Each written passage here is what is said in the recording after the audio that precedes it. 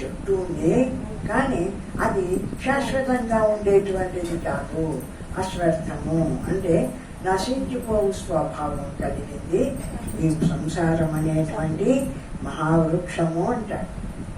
దానిని తెలుసుకుని ఆ మూలమునందు నివసించవలెను. ఆ విషయాన్ని అర్థం చేసుకొని ఇంకా మా బిడ్డలు ఇట్లా నేను వీళ్ళకి సంపాదించి పెట్టేవాళ్ళ, వాళ్ళకి అది చేయాలి ఇది చేయాలని ఇంక కొంచెం ముందుకు పోకుండా నేను ఎవరు, నా స్వరూపమేమి, నా స్వరూపం బ్రహ్మస్వరూపం అని మూలానికి చేరుకో. ఎక్కడ నుంచి నువ్వు బయటికి వచ్చినావో ఈ శరీరంగా, మనస్సుగా, బుద్ధిగా, ఇంద్రియాలుగా, ఈ సంసారంగా, ఇదంతా నీ మనవాళ్ళు ఆ మనవాళ్ళు, ఈ సంసారం అంతా ఎట్లా తయారైందో మొట్టమొదట ఉండేది ఎవరు అంటే నేను అనేటువంటి ఈ జ్ఞానస్వరూపమైన పరమాత్మ ఉంది. ఈ శరీరము కొంతమంది ఉంది అనుకుందాంలే. కాబట్టి అటువంటి మూలమైన బ్రహ్మస్వరూపం ఉందే, ఆ బ్రహ్మస్వరూపాన్ని ధ్యానించు, ఆ బ్రహ్మస్వరూపాన్ని విచారించు, ఆ బ్రహ్మస్వరూపాన్ని పొందు. అంతేగాని ఇంకా నా మనవాళ్ళు, నా పిల్లలు, వాళ్ళ పిల్లలు, వాళ్ళ ఆస్తులు ఇట్లా బయటికి పోవాకు, మూలం చేరుకో అని చెప్తున్నాడు. తాను బ్రహ్మస్వరూపమని నిశ్చయ బుద్ధితో బ్రహ్మమందుండమని భావం. ఇది రహస్యస్వరూపమై ఇది నేను ముందు ఏ జ్ఞానస్వరూపమైనా నేను ముందు ప్రకాశిస్తున్నాను. నా యందు ఈ శరీరం తయారైంది, ఈ శరీరంలో మనోబుద్ధులు తయారైనాయి, ఈ శరీరానికి పెళ్ళయింది, సంసారం వచ్చింది, దీనికి బిడ్డలు పుట్టారు, ఇట్లంతా బయటికి పోతుంది వృక్షం. ఏది సంసారం అనే మహావృక్షం. కాబట్టి మూలం ఏది అంటే ఏ జ్ఞాన స్వరూపమైన పరమాత్మ అయినా నేనున్నాను, ఆ నేను మూల స్వరూపం. కాబట్టి ఆ మూలాన్ని ధ్యానించు.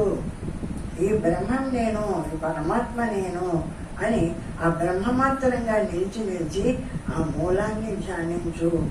ఈ నశించిపోయేదాన్ని ఈ సంసారం అంతా ధ్యానిస్తూ ఉండవాకు. దాన్ని అనుకుంటూ ఉండి కాలం గడిపేస్తే దాంట్లో వాటికి ఈ శరీరం కూడా పోతుంది, నీకు ఏమీ ప్రయోజనం ఉండదు. అట్లా లేకుండా దీనికి మూలమైనటువంటి ఈ జ్ఞాన స్వరూపమైన బ్రహ్మముందు ఆ బ్రహ్మాన్ని ధ్యానించు. ఈ బ్రహ్మం నేను, అహం బ్రహ్మాస్మి శివోహం, అయమాత్మ బ్రహ్మ అని బ్రహ్మమాత్రంగా నిలిచి ఆ మూలాన్ని ధ్యానించు. ఆ మొట్టమొదట ఉండేటువంటి శుద్ధ జ్ఞాన స్వరూపమైన ఆ పరమాత్మను ధ్యానించు అంటారు. ఇది రహస్యార్థం.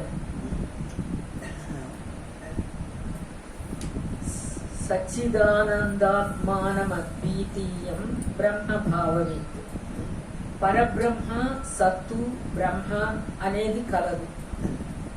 పరబ్రహ్మ స్వరూపానికి పేరు ఏమిటిది అంటే సచ్చిదానంద స్వరూపము, పరబ్రహ్మము అని పేరుంది కదా.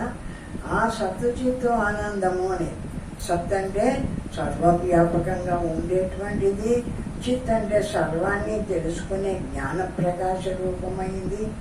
ఆనందము అంటే ఆ స్థితిలో నిలిస్తే ప్రశాంతంగా నిలబడిన స్థితి ఆనందము అనుభవింపబడుతుంది. కాబట్టి ఆ జ్ఞాన స్వరూపమైన పరమాత్మ, ఆ పరమాత్మను తెలుసుకొని ఈ ప్రపంచంలో వీళ్ళు వాటిళ్ళు పిల్లలు జలలు అని ఈ విషయాన్ని అనుకోకుండా వదిలేసి కేవలం జ్ఞానమాత్రంగా నిలిచి బ్రహ్మమాత్రంగా నిలిచి ఆనందించు. ఆ పరమాత్మ తత్వంలో ఆ విధంగా అంటారు. అస్థి అని వేదములందు వాడుక కలది. అస్థి అని వేదములందు వాడుక కలదు. చిత్ ప్రకాశ స్వరూపం కాని అంధకారం కాదని, ఆనందము తెంపులేని ఆనంద స్వరూపము. పరమాత్మ ఎటువంటి వాడు అంటే ఆ అజ్ఞానం చేత ఈ ప్రపంచ రూపమై అజ్ఞానం చేత నశించే స్వభావం కలిగింది కాదు. పరమాత్మ జ్ఞానస్వరూపుడు, ఎప్పుడూ ప్రకాశించేటువంటి శుద్ధ జ్ఞానస్వరూపుడు. ఆ పరమాత్మకు అత్తి అని పేరు. అంటే జ్ఞానమాత్రంగా నిలిచి ఉండేటువంటి వాడు. ఆ పరమాత్మ ఎప్పటికీ ఉండేటువంటి వాడు. శరీరాలు వస్తూ ఉంటాయి, శరీరాలు పోతూ ఉంటాయి, కానీ ఇందులో ఉండేటువంటి జ్ఞాన స్వరూపమైన పరమాత్మ మాత్రము ఎప్పటికీ ఉండేటువంటి వాడు. కాబట్టి ఆయన సచ్చిదానంద రూపుడు. సత్తు అంటే ఎప్పటికీ అంతటా ఉండేటువంటిది, చిత్ అంటే ఆనంద రూపము, అంతటా ఉండేటువంటి శుద్ధ జ్ఞాన స్వరూపుడై ఈ పరమాత్మ ఎప్పటికీ ఉంటున్నాడు. శాశ్వత రూపుడై పరమాత్మ ప్రకాశిస్తున్నాడు. బ్రహ్మాండ పిండాండముల లోపలను పైని నిండి ఒకే వస్తువుగా ఉన్నది.